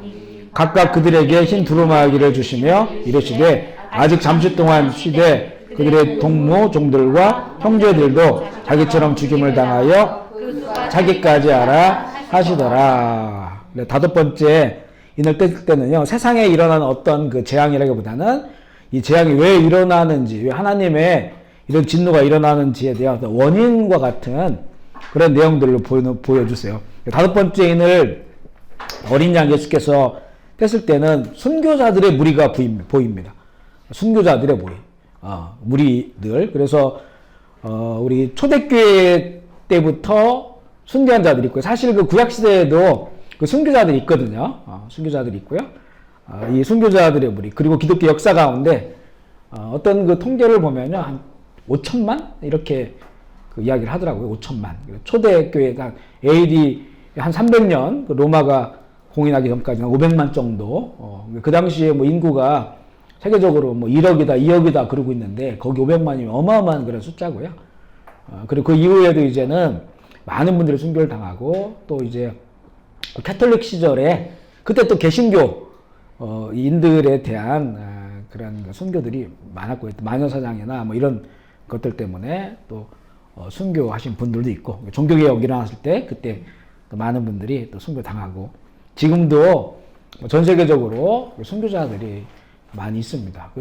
이 통계가, 저는 이제 책을 보고 그 통계를 봤는데 이게 실제인가 싶을 정도로 뭐 10만 명 이상 매년마다 예수를 믿는다고 하는 것 때문에 순교를 당한다, 이런 통계가 있더라고요. 북한에도 보면 집단적으로 그 기독교인들 이렇게 적발되면 사살하기도 하고, 그것도 얼마 전에도 있었고요. 김정은 정권 들어오면서 200명인가 처음에 이렇게 이제 그리스도인들을 학살한 그런 내용도 있고, 또 몇 년 전에 이제 한국분 한 분이, 선교사님이 이렇게 북한에 이제 뭐라고 할까요? 잡히시면서 거기서 이제 정보가 나오면서 여러 사람이 이렇게 순교했다, 이런 이야기도 이렇게 들려오고 있습니다. 그리고 뿐만 아니라 무슬림 지역에 있는 그런 그 기독교인들, 그렇죠? 그래서 거기는 그걸 무슨 살인이라고 하죠? 아주 자기의 어떤 샤리프 율법 안에서 정당한 그런 살인, 가족이라고 할지라도 명예살인. 그래, 가족 안에 또 크리스찬이 있다. 그러면 가족이 죽여도 그거는 법에 저촉되지가 않아요. 그죠? 뭐 아버지가 막 딸을 죽이고 뭐 이런 일들이 일어나는데, 이제 그렇게 지금도 이제 매년마다 순교자들이 전 세계에 있는 것을 보게 되는데, 이제 그들이 나온 거예요. 하나님 나라에 있는 순교자들. 이건 땅의 장면이 아니라 하늘의 장면을 보여주신 거죠. 그들이 이제 하소연을 하는 겁니다. 우리의 그 피를 갚아달라. 신원해달라는 거, 신을. 하늘 좀 풀어달라. 이렇게 했을 때, 하나님의 약속은 뭐냐면, 하늘 풀어주겠다는 거잖아요. 신원하겠다고 하는 게 약속이에요. 그런데 언제까지 우리의 이런 한 맺힌 이런 단골 이 말은 사실은 내 개인적인 한풀이라기보다는 죄악에 대해서, 저렇게 아주 이 세상에 있는 그 죄악에 대한, 그래서 성도들을 괴롭히고 탄압하고 또 그들을 사륙하는 이런 극심한 죄악에 대한 하나님의 어떤 뜻을 이루어지기를 원한다라고 하는 그런 그들의 하소연이 있는 거예요. 그때 주님께서 그들에게 흰색 두루마기를 주시면서, 입혀주시면서, 아직은 여러 종들과 형제들이 죽임당할 그 수가 찰 때까지 너희들은 쉬고 있어라. 그러니까 이제 보세요. 이 마지막 때에 그 재앙 가운데 보면 순교하는 일들이 많아진다는 거죠. 순교자의 수가 차야 된다. 그래서 주님이 오시기 전에 세 가지의 숫자가 차야 된다 그러잖아요. 오늘 이 내용처럼 순교자의 수가 차야 되고, 두 번째는 이방인의 수가 충만하게 차야 되고, 세 번째는 유대인의 돌아오는 수, 예수님께 돌아오는 유대인의 수가 14만 4천이라고 요한계시록에 기록되어 있죠. 그 수가 차야 된다. 세 가지의 수가 차야 된다. 이렇게 우리가 볼 수가 있어요. 근데 이 숫자는 얼마만큼이 되어 차는가, 이건 우리가 몰라요. 하나님의 섭리 안에 있는 것이기 때문에 이거는 하나님이 계획하신 그 뜻, 이건 천국의 시민들이죠. 천국의 시민이 될 사람들 그 숫자가 찰 때까지 기다려라 하시면서 두루마기를 입혀주셔요. 안식하고 있어라. 그러니까 결국 이 땅 가운데서 이루어지는 이런 재앙들, 이런 재난들, 그리고 세상에 고통당하는 거는 이들의 어떤 기도가 하나님께서 진노를 통해서 역사하시는 거예요.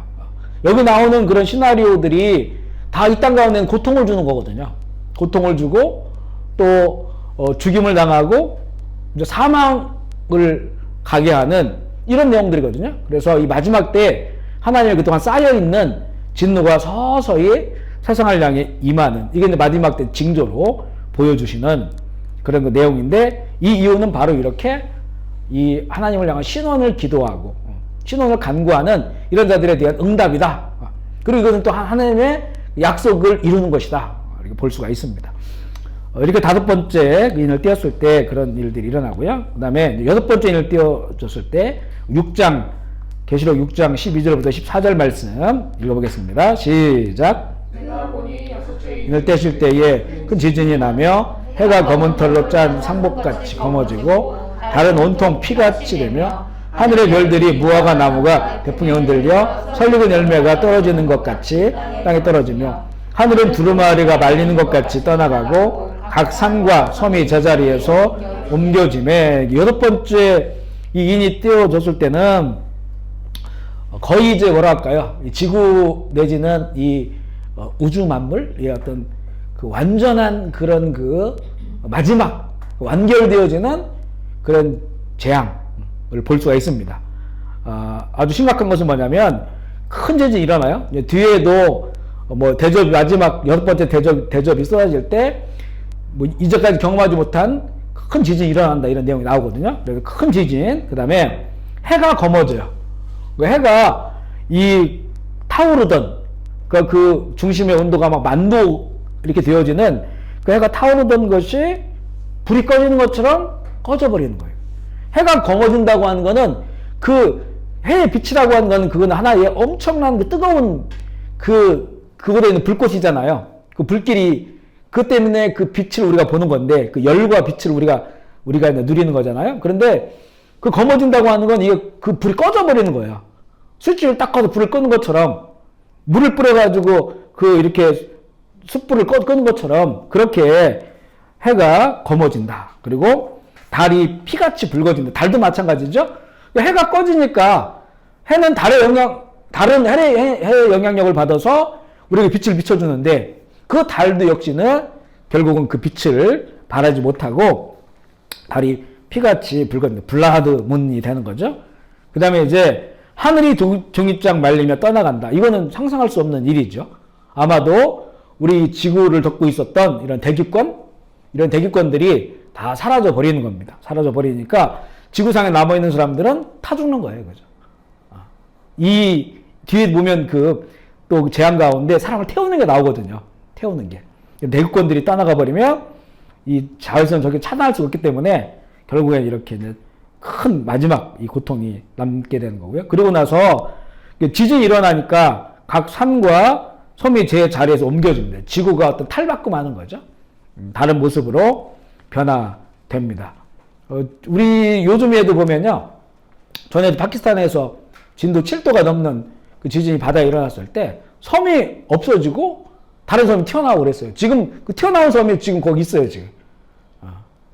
그런 현상들이 이제 일어나는데, 그 정도만 돼도 이렇게 섬이 자리를 바꾸는데, 이 마지막 때 대지진이 일어나면 결국 이런 엄청난 일들이 일어나게 될 것이다. 그런데 바로 이 여섯 번째 인의 징조는 예수님께서도 주님 오시기 전에 그 바로 직전에 일어날 일들임을 말씀해 주셨어요. 그래서 이것은 완결성이 있다, 이렇게 이제 볼 수가 있습니다.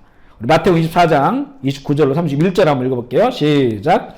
그날 환란 후에 직세가 어두워지며 다시 빛이 내지 아니하며 달들이 하늘에서 떨어지며 하늘의 권능들이 흔들리리라. 그때 인자의 징조가 하늘에서 보이고 그때 땅의 모든 족속들이 통곡하며 그들이 인자가 구름을 타고 능력과 영광으로 오는 것을, 그렇죠? 보면 환란이 지나고 마지막 대환란이에요. 지나고 해가 어두워지고 이런 이 천체에 이런 변화가 있고, 그 다음에 이제 주님께서 오시겠다는 거잖아요. 구름을 타고 영광 가운데 오는데 그건 모든 사람들이 볼 것이다.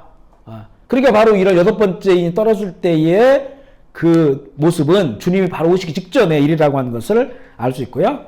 마가복음 13장 24절 26절 시작.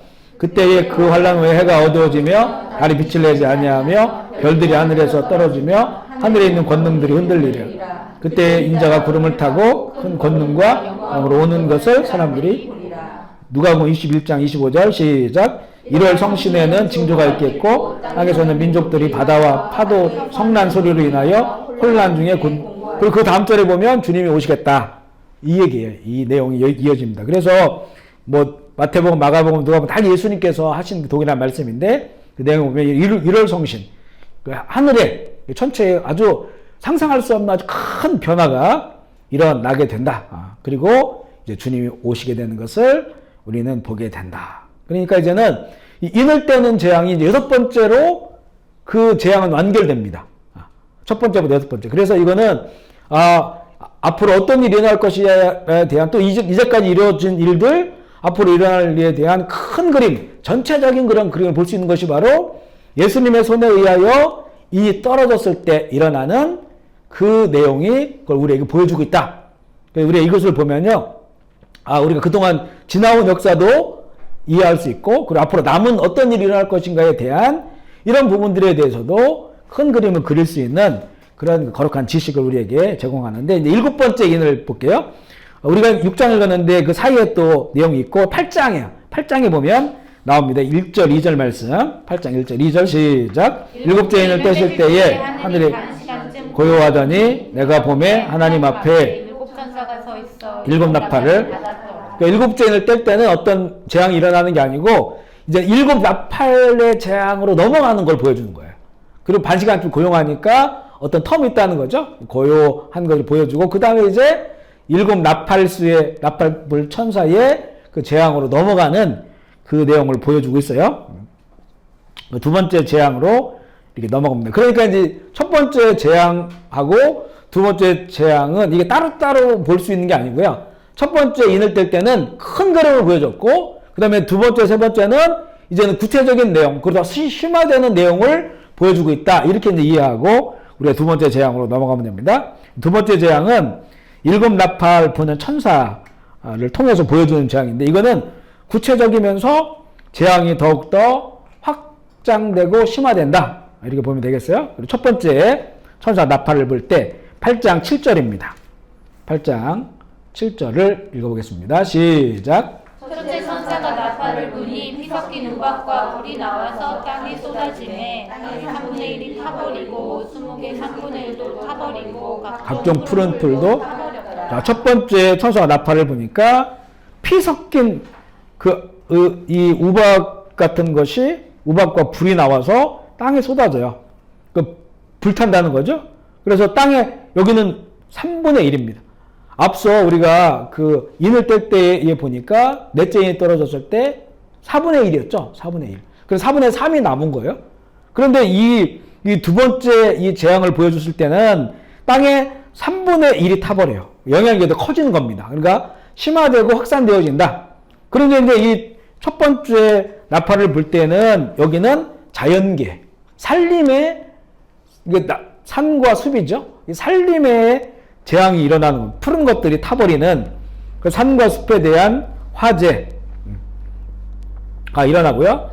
넷째 인을 뗄 때는 재앙은 이제 땅의 4분의 1에 대한 그 권세를 받았는데, 이 부분은 3분의 1, 더 많은 산림이 훼손되고 파괴되고 초목의 3분의 1이 해를 입게 된다. 그다음 3분의 2는 남아있는 거예요.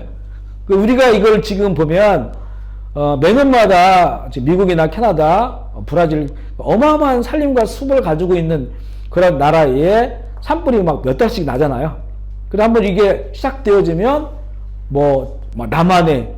남한만한 그런 면적이 타버리든지. 보세요, 이제는 계속해서 이런 일이 일어납니다. 더욱더 커지고 있고요. 결국 이제는 이게 지구에 정말 3분의 1의 영향을 줘요. 우리나라도 몇 년 전에 강릉 이런 막 산불이 일어나가지고 오랫동안 이게 타버리고, 그죠? 그래서 2,500헥타인가 이상 그렇게 산림이 타버렸어요. 그리고 이걸 회복하려면 20년씩 더 걸리는 거잖아요. 나무 심어 다 키우려고 한다면. 이런 일들이 이제는 점점 더 확산되어져요. 그리고 정말 이 전 세계의 숲들, 산들, 이런 곳에 이제 이런 일들이 점점 많아진다. 이걸 우리가 지금도 경험하고 있지만 더 예측할 수가 있어요. 매년마다 아마 우리 뉴스를 보면, 국제뉴스를 보면 이런 건 커질 겁니다. 그죠? 산림이 타버리고 훼손되어지는 자연계지, 이거 자연계에 영향력을 주고, 물론 이것 때문에 사람들이 이제 고통스러운 일들이 닥치겠죠.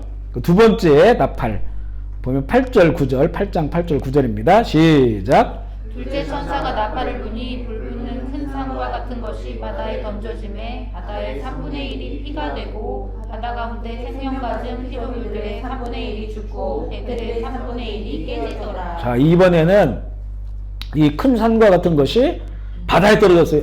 앞서 첫 번째는 산림이죠. 산림, 숲과 산. 두 번째는 바다에 떨어졌어요. 큰 산 같은 것이 떨어졌는데 이게 뭔지는 모르겠어요.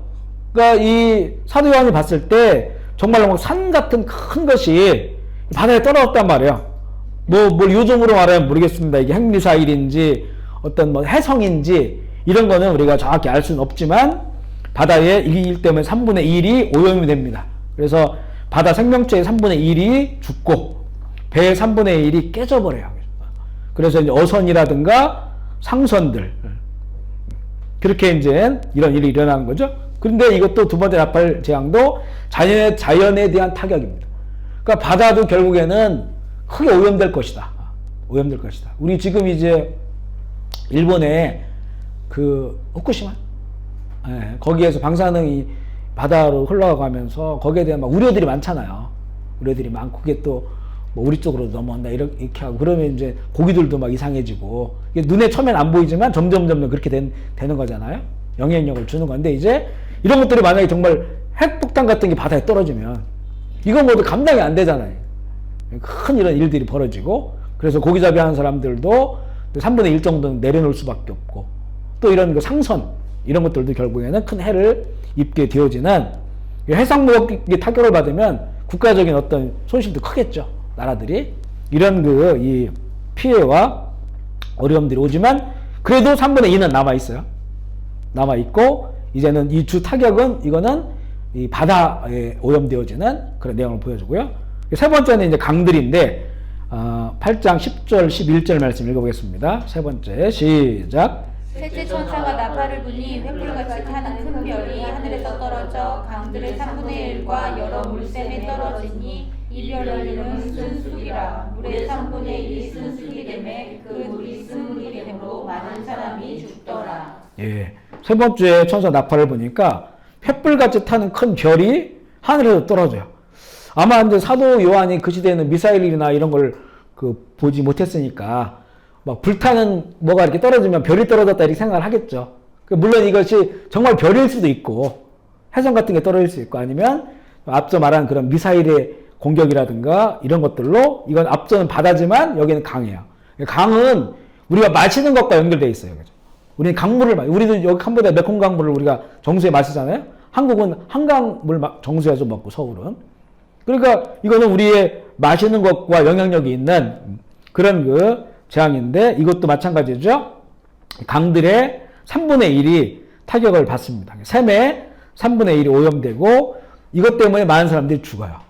오염된 물을 먹기 때문에 해성인지 어떤 인위적인 어떤 것인지는 알 수가 없었지만 하늘에서부터 떨어지는 것 때문에 이런 강과 샘이 오염되어지는 그래서 사람들이 또 큰 영향력을 끼치게 되는 그런 재앙이 닥친다 볼 수 있어요. 우리가 지금 뭐 요즘 이제 뭐죠 수자원에 관련된 거 그리고 물 부족 국가들이 굉장히 많아요. 물 부족 국가들 물은 많지만 또 먹을 물이 없는 그런 나라들도 있고 이런 것들이 점점 심화되어지는 것을 볼 수 있고요. 네 번째 천사 8장 12절입니다. 시작. 넷째 천사가 나팔을 부니 해 3분의 1과 달 3분의 1과 별들의 3분의 1이 타격을 받아 그 3분의 1이 어두워지니 낮 3분의 1은 비추고 밤도 이 부분은 아주 그 해와 달과 별들이 앞서서 여섯 번째 인을 뗄 때는 완전히 불이 꺼져버리는데 이거는 부분적인 거다. 부분적인 거. 아직은 우리가 이것은 본격적으로 경험하고 있지는 않은 것 같아요. 그죠? 해와 달과 별의 3분의 1이 타격을 받아서 우리가 어두워지는데 이제 이런 거죠. 저쪽 북극이나 이런 데 가면 백야 이런 게 있잖아요. 그러니까 안 어두워지는 거 어떤 겨울 절기에는 그래서 24시간 막 화내가지고 그래서 이런 시간대가 완전히 바뀌는 그런 걸 우리가 지금도 이거는 이제 그냥 자연적인 하나님 주신 원리의 현상이지만 이런 부분들이 이제는 질서가 깨진다는 겁니다. 그래서 이 태양도 제 역할을 잘 못하고 일정한 역할을 하지만 그게 온전한 태양 역할을 하지 못하고 그러면 이제 이것 때문에 추운 데는 추위가 막 갑자기 올 수도 있고 아니면 또 더위가 올 수도 있고 이렇게 볼 수가 있어요.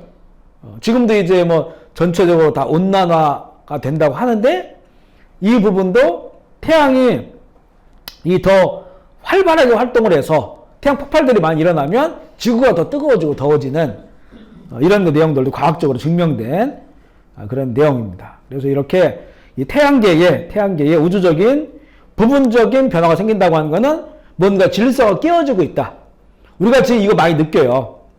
지금 우리가 경험하는 캄보디아도 저도 한 이 10여 년 가까이 살면서 처음 경험해 보는 거예요. 보통 보름 이상 정말 해를 볼 수가 없을 정도로 여기는 우기 때도 햇볕은 날마다 비치잖아요. 그 비 올 때만 빼놓고는. 근데 벌써 보름 가까이를 계속 흐린 날씨로 우리가 이게 왔단 말이에요. 이것이 벌써 우리에게 느끼는 그 해의 어떤 영향력? 이런 것들이 갑자기 변화되고 있는 그런 기존의 이 해와 달과 별들의 질서가 바뀌면서 이런 것들을 우리가 실감하고 체감할 수 있는 그런 일들이 생긴다. 현재도 보면 갑자기 행성이 떨어진다든가 태양 폭발, 흑점 활동 이런 것들로 기온이 올라가고 지구에 큰 변화를 주는데 아마도 앞으로 가면 갈수록 더 이런 그 하나님이 주신 질서가 점점 더 깨어지고 있게 되는 이런 내용들이 일어나게 될 것임을 또한 말씀하고 있어요. 그 다음에 이제 다섯 번째 천사 나팔을 불 때 9장 1절로 3절입니다. 9장 1절로 3절 시작. 다섯째 천사가 나팔을 불매 내가 보니 하늘에서 땅에 떨어진 별 하나가 있는데 그가 무적행의 열쇠를 받았더라. 그가 무적행을 여니 그 구멍에서 큰 화덕의 연기 같은 연기가 올라오매 해와 공기가 그 구멍의 연기로 말미암아 어두워지며 또 황충의 연기 가운데로부터 땅 위에 나오매 그들이 땅에 있는 전갈의 권세와 같은 권세를 받았더라. 아멘. 이 무적행이 열려요. 그러니까 무적행은 이거는 이제 우리 이 땅에 지상에 있는 사람들을 위한 게 아니고 무적행은 악한 영들, 사단의 어떤 그 무리들이죠. 그것을 위하여 무적행이 있는 건데 그 무적행의 문이 열리면서 황충들이 나와요. 황충들이 나와서 이 전갈이 쏘는 것 같은 그런 고통을 사람들에게 줘서 괴롭힌 것인데 이들은 우리 4절 말씀을 읽어볼까요? 9장 4절입니다. 시작. 그들에게 이르시되 땅의 풀이나 푸른 것이나 각종 수목은 해하지 말고 오직 이마에 하나님의 인침을 받지 않은 사람들만 해하라 하시더라. 그러니까 이 전까지의 이 재앙은 어떤 자연계에 대한 타격이 컸잖아요. 물론 그것 때문에 사람의 영향을 받지만 그런데 이거는요 자연에 대한 훼손이 아닙니다. 자연에 대한 그런 공격이 아니고 사람에 대한 공격인데 그것도 특정한 사람들 누구냐? 하나님의 인침을 받지 못한 자들. 하나님 인침을 받지 못한 자들은 짐승의 인침을 받은 사람들이에요. 하나님의 인침은 우리들에게는 성령의 인침이거든요. 성령. 밑에도 이제 그 구절을 적어놨죠. 그거 읽어볼까요? 고린도후서 1장 22절 시작. 그가 또한 우리에게 인치시고 고정으로 우리 마음에 에베소 4장 30절 시작. 하나님의 성령을 근심하게 하지 말라. 그 안에서 너희가 구원의 날까지 이신을 받느니라. 1장 13절 시작. 그 안에서 너희도 진리의 말씀, 너희의 구원의 복음을 듣고 그 안에서 또한 믿어 약속의 성령으로 인치심을 아멘이십니까? 성령의 역할 중에서 굉장히 중요한 하나가 뭐냐면 이걸 우리에게 도장을 꽉 찍으셨다는 거예요. 하나님의 사람으로 인친다고 하는 것은 내 거다. 그리고 그 분이 도장을 찍으면 그분의 권위가 거기에 있는 거예요. 그래서 신뢰를 할 수 있는데 우리에게 그 도장이 찍혔기 때문에 성령으로. 그래서 성령 충만해야 되고 또 정말 성령 받고 성령 충만, 성령의 내주하심을 통해서 성령과 교통을 통해서 우리가 신앙생활을 해야 되는 것이 마지막 때에 살면서 이런 엄청난 상황 가운데서도 하나님께서 보호하시는. 예수 안 믿고 내지는 예수 믿는다고 해도 세상 따라가는 게 편하게 보이잖아요. 더 고통스러워진다는 겁니다. 세상 따라 살고 정말 성령의 인치심으로 거듭난 크리스천이 되지 않으면 오히려 말세에 더 고통스러운 삶을. 왜냐하면 이 황충들이 공격하는 거는 하나님의 인침을 받지 않은 자들이에요. 결국 이들은 나중에 짐승의 표를 받게 돼 있어요. 이 사람들은. 그 짐승의 인칭을 받고 살아가는 자에게 이들에게 공격을 하는데 이 공격하는 이 주인이 누구냐? 누구냐? 한번 11절 읽어보겠습니다. 11절 시작. 그들에게 왕이 있으니 누적에게 사자라. 히브리어로는 그 이름이 아바돈이요 헬라어로는 그 이름이 아볼론이더라. 그 아바돈 히브리어, 아볼론 그 헬라어인데 이게 똑같은 말이에요. 파괴자, 사탄. 이게 결국 이 황청들을 보내는 거는 사탄이에요. 그러니까 하나님께서 허용하시는 거예요. 해봐라. 그 시간을 허용하시니까 이 말세에 그 뒤에도 보면 세 번째 재앙에도 그 짐승의 표 받은 사람들만 집중적으로 공격해요. 그게. 그래 종기가 일어나고 굉장히 막 아프고 혀를 깨물고 이런 일들이 일어나거든요. 결국엔 자기들 더 잘 살겠다고 그 선택하는데 그 길을, 그러나 그들은 더욱더 고통을 당하게 된다. 참 이런 내용을 알면 우리가 참 더 잘 살 텐데, 그죠? 이런 내용을 알면. 그래서 이렇게 그런데 이런 또 어떤 일들이 벌어지냐면요. 그날 짐승의 표를 받은 자들은 5절에 보면 다섯 달이라고 하는 어느 기간이 정해져 있어요. 정해져 있고 그 고통이, 그 다음에 더 중요한 건 뭐냐면 6절 말씀 읽어보겠습니다. 6절 시작. 그날에는 사람들이 죽기를 구하여도 죽지 못하고 죽고 싶으나 죽음에 그들을 피하리로다. 죽고 싶어도 죽지 못한다. 지금으로는 우리가 상상이 안 되잖아요. 상상이 안 된다. 그런데 이제 그 전문가들 얘기를 들어보면, 예를 들어서 이제 짐승의 표를 받잖아요. 짐승의 표가 어떤 식인지는 지금 모르겠어요. 그게 이제 뭐 오른손이라든가 이마나 어디 새겨지는 것일지 문신처럼 무언가가 들어갈 수도 있는데, 그런데 이게 이제 들어왔을 때 어떤 상황이 되냐면 우리의 뇌까지 영향을 미치는 거예요. 그런 기술은 얼마든지 가지고 있어요. 그래서 한쪽 우리의 뇌도요, 신앙생활 할 수 있는 거에 관련된 뇌가 있어요. 하나님을 지각하고 하는 것들. 근데 그게 들어가 버리면 거기를 자극하는 거예요. 그래서 이걸 받지 말라는 겁니다. 왜냐하면 그 자유의지가 안 되는 거예요. 그리고 그걸 받으니까 죽는다고 하는 것도 자기가 결심해야 되잖아요. 너무 고통스러우니까 내가 죽어야겠다. 근데 그쪽 죽음에 대한 것들을 움직일 수 있는 뇌를 꺼버리는 거예요. 그게 작용을 하는 겁니다. 그러니까 지금도 보면 이게 쥐가 있으면 쥐가 왼쪽으로 하고 싶은데 여기 자극을 하면 오른쪽으로 가버려요. 그러니까 내가 죽고 싶은데 못 죽는 거예요. 이게 얼마든지 짐승의 표를 받으면 이게 가능한 겁니다. 그래서 짐승이 그 사람들을 통제하는 겁니다. 통제. 다른 건 다 살려놓고 하나님을 느낄 수 있는 거를. 그러니까 나중에 내가 받았다가 안 좋으면 빼겠다. 이게 안 된다니까요. 그러니까 이게 무섭다는 겁니다. 그 의지 자체를 꺾어버리는 거예요. 그죠? 그게. 영향을 자극을 해가지고. 얼마든지 과학적인 기술로는 가능해요, 지금. 쥐가 맘먹은 대로 못 갑니다. 조정하는 대로 갈 수밖에 없어요. 그래서 이제, 죽고 싶어도 죽지 못한다. 이런 내용, 우리가 볼 수 있고요. 그 다음에 이제, 정말 대규모 사단의 공격으로 세상은 더욱더 고통을 당하는데, 이 고통은 하나님의 인치를 받지 않은 자들에 대한 고통임을 말하고 있습니다. 여섯 번째 천사 나팔을 불 때거든요. 9장 13절로 15절 말씀 읽어보겠습니다. 시작. 여섯째 천사가 나팔을 불매 내가 들으니 하나님 앞 붉은 재단 넷불에서 한 음성이 나서 나팔강 여섯 천사에게 말하기를 큰 강 유브라다에 결박한 내 천사를 놓아주라. 이 천사가 놓였으니 그들이 그년 월시에 이르러 사람의 3분의 1을 죽이기로 준비된 자들이라. 마병대 수는 2만만이 내가 그들의 수를 들었노라. 이렇게 볼 수가 있는데, 여섯 번째 천사 나팔 이럴 때는 대규모 전쟁이 발발하는데, 이거는 유브라데 강이, 유브라데는 뭐 티그리스강, 유브라데가 중앙아시아잖아요. 지금에 보면 뭐 이란, 이라크, 뭐 사우디아라비아, 그죠? 그렇게 연결되어 있는 뭐 예멘 이런 나라들이 이렇게 있는, 그게 이제 유브라데 강이고, 그 유브라데 강의 그런 쭉 더 올라가다 보면 발원지가 있죠. 터키 뭐 이런 데로 다 연결되어 있어요. 대부분 중앙아시아의 무슬림 국가들이거든요. 수니파, 시아파, 또 수니파 이런 나라들. 그러니까 결국에는 이 전쟁의 중심은 이 중앙아시아의 그런 무슬림 국가들과 또 거기과 함께하는 그런 나라들과의 대규모 전쟁이 일어날 거다. 뭐 대규모 전쟁이 일어난다는 건 에스겔서나 스가랴서나 요한계시록이나 동일하게 이제 그 마지막 때 큰 전쟁이 일어날 것이다. 이거는 이제 말씀하고 있어요. 근데 여섯째 천사가 나팔을 불 때 그 사람들이 동원되는데 여기 2만만, 당시에는 이제 만 단위 이상이 없었거든요. 2만만이면 지금으로 말하면 한 2억 되는. 그때는 무슨 인구도 2억이 안 됐는데 말도 안 되잖아요. 그런데 지금은 가능하죠. 뭐 이 중국만 해도 그 중국군이 엄청나니까, 그죠?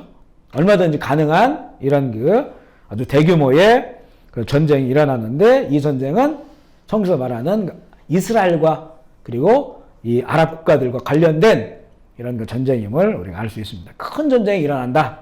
아직 일어나지 않았지만 이걸 우리가 충분히 예상할 수 있고요. 그런데 이제 9장에서 8째 천사 나팔 나오잖아요. 근데 10장에 보면 7째 천사가 나팔을 분류할 때, 아직 안 불었어요? 분류할 때에 어떤 일이 일어날 것이다. 이걸 이제 거기 얘기해 주고 있어요. 10장 7절 말씀 읽어보겠습니다. 10장 7절 시작. 7째 천사가 소리내는 날 그 나팔을 불려갈 때 하나님이 그의 종 선지자들에게 본과 같이 하나님의 그 비밀이 이루어지리라. 뭔가 이제 7째 천사가 나팔을 불려고 할 때에 그때 하나님의 그 하나님의 비밀이 뭘까, 그죠? 그 비밀이 이루어질 것이다.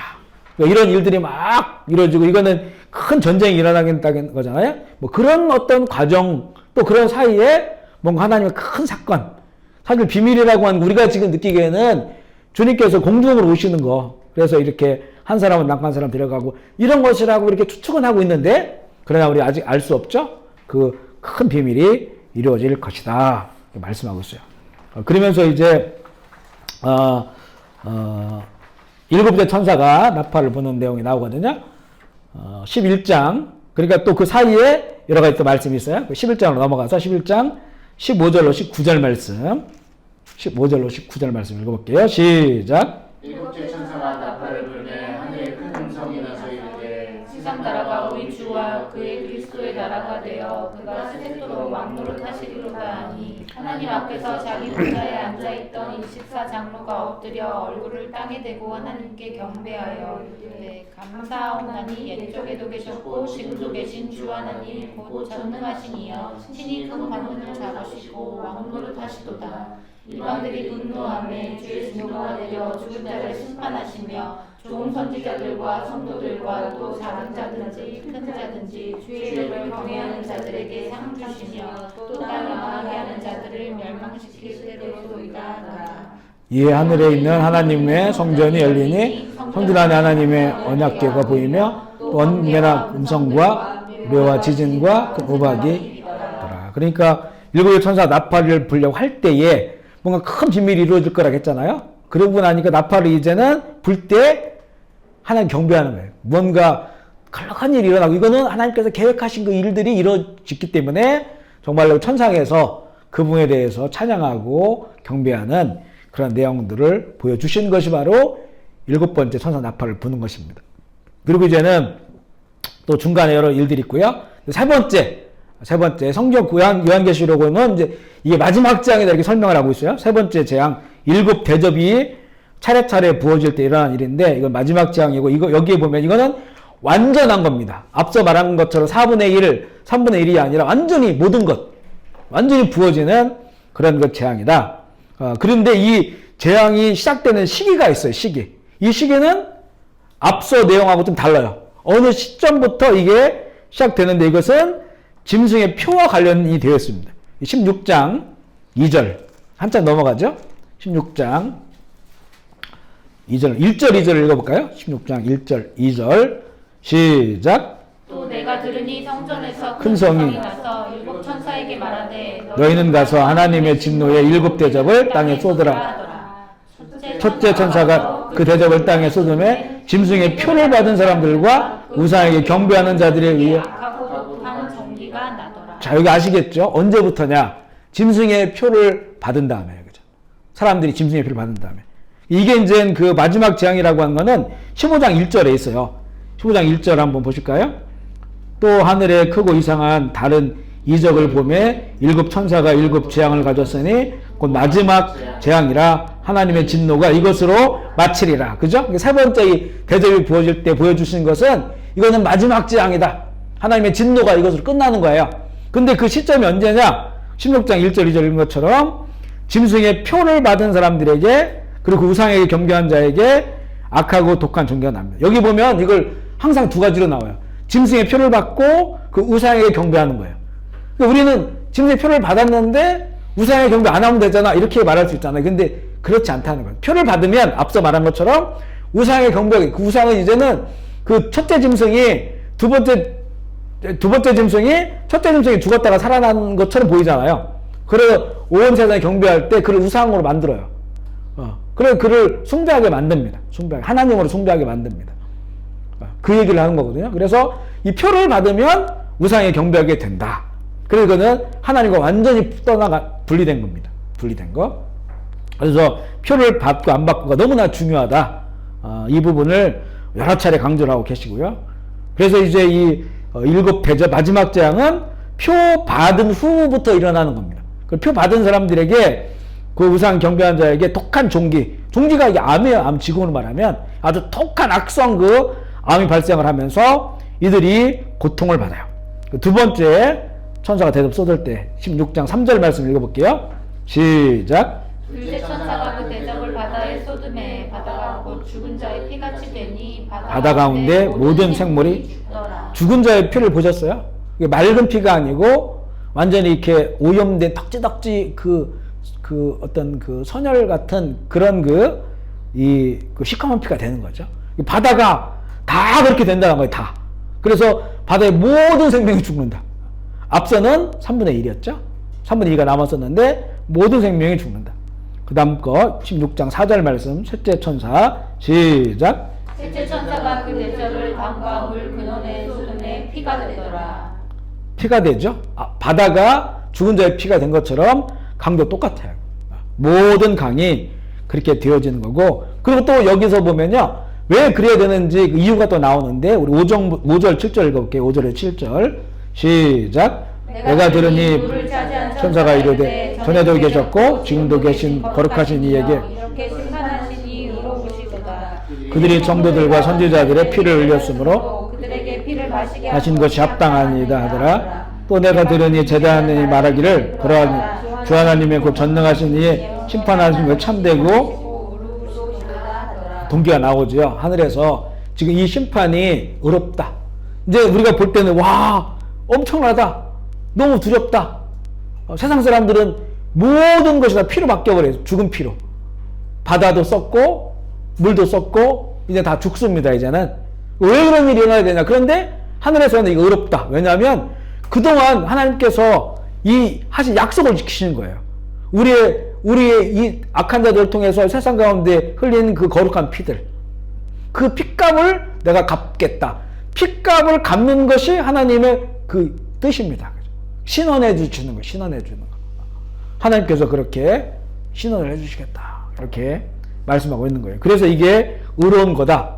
약속하신 것들이 다 이루어진다. 그런 의미에서 바다와 강이 다 피로 바뀝니다.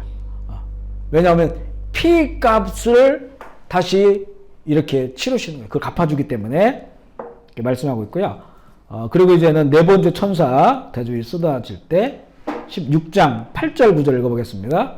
16장 8절 9절 시작. 넷째 천사가 그 대접을 해 쏟음에 해가 권세를 받아 불로 사람을 태우니 사람들이 크게 태움에 태워진지라. 이 재앙이 권세를 가진 이름 비방하고 회개하게 하지 아니하고 주께 영광을 돌리지 아니하더라. 이게 이제 그 대접을 해에게 쏟으니까 해가 불로 사람들 태웁니다. 이거는 해가 꺼지기 전이죠. 해가 꺼지기 전에 이게 더 뜨거워지고 또 이 대기권들이 떠나가고 이러면서 이 사람들이 불로 타는 거예요. 이게 이제 베드로 후서죠. 3장에 보면 그 모든 이 물질들을 말하면서 이 모든 가지고 있는 물질들이 다 불에 다 녹아들 거라고 그렇게 나와요.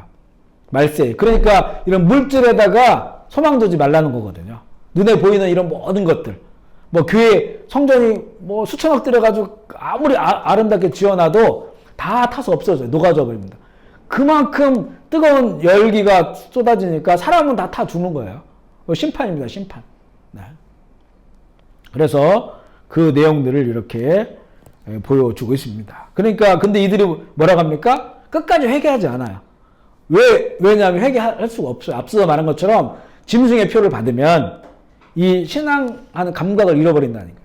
그래서 회개할 수가 없고요. 다니엘서도 거기 써놨죠? 12장 10절 말씀 읽어볼게요. 시작. 많은 사람들이 연단을 받아 서로 정결하게 하며 희귀할 것이나 악한 사람은 악을 행하리니 악한 자는 아무것도 깨닫지 못하되 오직 지혜 있는 자는 깨달으리라. 이렇게 다니엘도 수천 년 전에 이 상황을 보면서 이렇게 예언을 해놨어요. 그래서 악한 자는 더 악하게, 그리고 이 스스로 연단받아 정결하게 합니다. 연단받는다고 하는 것이 뭡니까? 이제 삶의 고난과 시련이 있어요.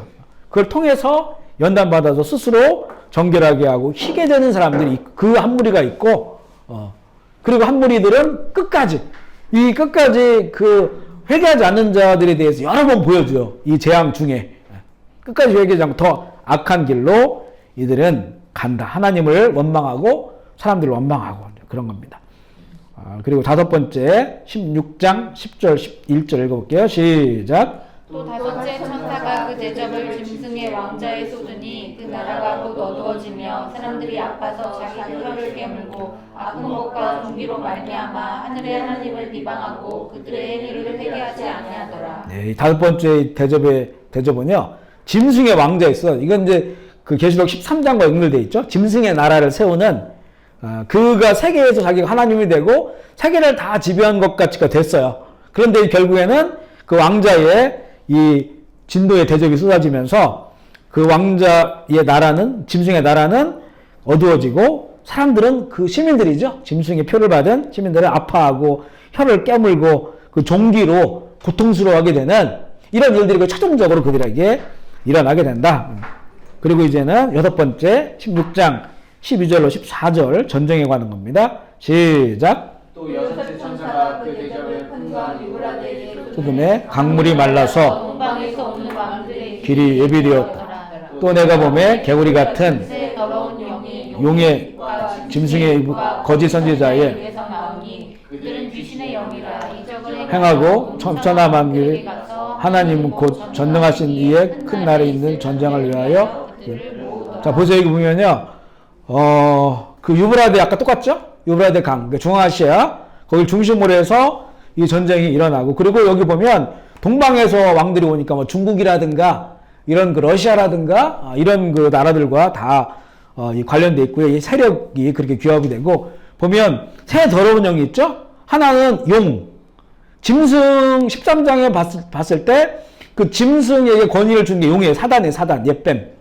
이게 이 용의 영이 하나 있고, 그 다음에 이제는 짐승의 입에서도 나와요, 영이. 짐승이 둘이 나오죠. 그 짐승의 하나는 그 우상이 되고 하나는 그 우상을 숭배하게 하는 거짓 선지자예요. 그렇게 돼요, 두 번째 짐승은. 그래서 보면 첫 번째 그 더러운 영은 용에서 나오고, 두 번째는 짐승의 입에서 나오고, 세 번째는 두 번째 짐승이 거짓 선지자거든요. 거짓 선지자의 입에서 나오는 거예요. 이거 똑같이 삼위일체. 이게 이미테이션 하는 겁니다. 삼일체. 용은 하나님 아버지처럼. 그리고 죽었다 살아나는 첫째 짐승은 예수님. 그 다음에 이 예수님을 이렇게 세상에 나타나게 한 성령님. 세 번째. 그 두 번째 짐승이 그게 거짓 선지자. 그래서 그 새 영이 나와가지고 이제 그 마지막 충동을 하는 거죠. 그래서 이제 이 전쟁을 일으키게 된다. 우리 에스겔서 38장 39장도 또 스가랴 14장도 그걸 보여주고 있는데, 우리 에스겔서 38장 8절 9절만 읽어보겠습니다. 시작. 여러 날 후 말년에 내가 명령을 받고 오래 함께했던 이스라엘 산에 이르리니 그 땅 백성은 칼을 벗어나 여러 나라에서 모여들어오며 이방에서 나와 다 평안히 거주하는 중이라. 내가 올라오되 너와 내 모든 때와 너와 함께한 많은 백성이 광풍같이 이르고 구름같이 땅을 이런 전쟁이 일어날 것이고, 그리고 앞서도 두 번째 그 나팔 재앙할 때도 전쟁 이후에 하나님의 그 전쟁이 일어나는 상황 속에서 하나님의 비밀이 이루어졌다고 했잖아요. 근데 여기도 보세요. 여기 보면 그 다음 구절 16장 15절 말씀 한번 읽어보겠습니다. 시작. 보라 내가 도둑같이 오리니 깨어 자기 옷을 벌거벗고 다니지 아니하며 자기의 부끄러움을 보지 아니하는 자는 복이. 이거 똑같죠? 여기 유브라데 강 중심으로 일어난 전쟁, 이 말씀을 주고 이상한 한 구절이 들어와 있어요. 전혀 안 맞는 구절. 그 뭐냐면 내가 도둑같이 올 테니까 그 껴입고 옷을 벌거벗고 있지 않다. 옷은 예수 그리스도예요. 못 입는 겁니다. 그런 그 자들에게 복이 있다. 이렇게 말합니다. 그러니까 무언가 이 두 번째, 세 번째, 물론 이 세 번째 재앙의 출발 시기는 다르지만 짐승의 표, 그러나 두 번째 재앙도 처음부터 끝까지 완결구조를 가진 거예요. 더 심화된 거죠. 그러니까 여기 이 여섯 번째 대접을 쏘았을 때 또 그 두 번째 재앙에서 그 여섯 번째 그 나팔을 불 때 이 내용이 같은 그런 내용, 유브라데 강 중심 이런. 근데 또 그때에 일곱째 천사가 나팔을 불기 전이죠. 그리고 여기에는 여섯 번째 천사가 대접이 쏟아지고 그런 전쟁의 그런 보여주시면서 도둑같이 올 것이다. 두 번째에는 큰 비밀이 이루어질 것이다. 이렇게 말씀하니까 정말 우리에게 어떤 주는 어떤 시그널들이 있는 거예요, 보면. 주님의 어떤 그 때에 대한 시그널을 우리에게 보여주겠다. 이렇게 볼 수가 있고요. 그리고 이제 16장 17절 마지막 일곱째 천사의 대접 읽어보겠습니다. 시작. 일곱째 천사가 그 대접을 공중에 쏟음에 큰 음성이 성전에서 오저로부터 나서 이르되 되었다. 예. 그렇게 돼 있죠. 그리고 그 다음 구절을 읽어보겠습니다. 18절 시작. 번개와 음성들과 무섭기가 있고 또 큰 지진이 있어 얼마나 큰지 사람이 땅에 있어 큰 지진이 없었더라. 자, 앞서도 여섯 번째 이 띄어졌을 때 해와 달과 별들이 바뀔 때 큰 지진이 일어난다겠죠. 여기도 마찬가지. 이제 마지막 천사 나팔을 부니까 큰 지진이 일어나는데 요 전에 뭐라고 하냐면 이 공중에 대접이 쏟아지거든요. 쏟아지니까 이 성전에서 되었다 이렇게 음성이 들려요. 되었다. 다 되었다. 그죠? 이런 거예요. 알파와 오메가가 되었다. 이렇게 말씀하시는 겁니다. 그 소리가 들리면서 이제까지 본 적 없는 큰 지진이 일어난다. 그리고 바벨론 성이 갈라지고 이 진노가 임하고 큰 우박 덩어리가 떨어진다. 그 우박에 60kg짜리 우박이 막 떨어지는 거 하늘에서. 그러니까 엄청난 이런 사건이 일어나는데 우리 스가랴서 14장 4절 말씀 한번 읽어보겠습니다. 시작. 그날에 그의 발이 예루살렘 앞 동쪽 감난산에 섰을 것이요 감난산은 그 한가운데가 동서로 갈라져 매우 큰 골짜기가 되어서 산 절반은 북으로 절반은 남으로. 자, 이렇게 예수님께서 이 감난산으로 다시 오신다는 거잖아요. 그래서 그 발이 그 산에 딱 되어질 때 동서로 갈라져 땅이 큰 지진이 일어나는 거죠. 그래서 큰 골짜기가 되어서 산 절반은 북으로 산 절반은 남으로 옮겨지게 된다. 큰 지진이 일어난다과 일맥상통하는 그런 내용들이에요. 각 섬도 없어지고 산악도 간데 없고 이런 일들이 일어난다. 일곱째 천사 마지막 그 재앙이 쏟아지는 겁니다. 보면 이게 이전에 이미 다 바다도 다 죽고 강도 죽고 사람도 다 다 이런 것도 일어나는 그런 상황들을 보여주고 이제 지구가 우리가 지금 보는 그런 모습이 아니고 하늘에 새하늘과 새 땅이 임해야 되기 때문에 천년왕국이 돼야 되니까 새롭게 탈바꿈하는 그런 그러니까 새로운 거 생기려면 기존 것이 무너져야 되잖아요. 그런 상황들이 벌어지게 되는 거죠. 그래서 새 예루살렘에 임하여서 살아가는. 그리고 이제 이렇게 모든 재앙이 끝나고 음녀와 짐승과 거짓 선지자가 잡혀서 불모대에 들어가고 결국 사단 용도 불모대에 들어가게 되고 새하늘과 새 땅 영원한 하나님의 나라에 들어가게 된다. 여기까지 볼 수가 있고요. 보면 이제 반복되는 게 있어요. 그래서 우리가 이제 정확히는 모르지만 저도 정확히도 모르죠. 그런데 그림은 그릴 수가 있습니다. 이런 일들이 지금 이루어졌고 이루어지고 있고 이렇게 가겠구나라고 하는 것을 우리는 알게 되고요. 그러니까 우리에게 정말 거룩한 정보를 주시는 거예요. 그리고 우리가 좀 더 이제 우리 그 상황들을 볼 수 있고 앞으로 가는 길도 내다볼 수가 있어요. 그러면 이제 뭐가 거짓이 되냐? 예를 들어서 이제 우리가 신앙생활을 하는데 앞으로 세상은 더 좋아질 것이라든가.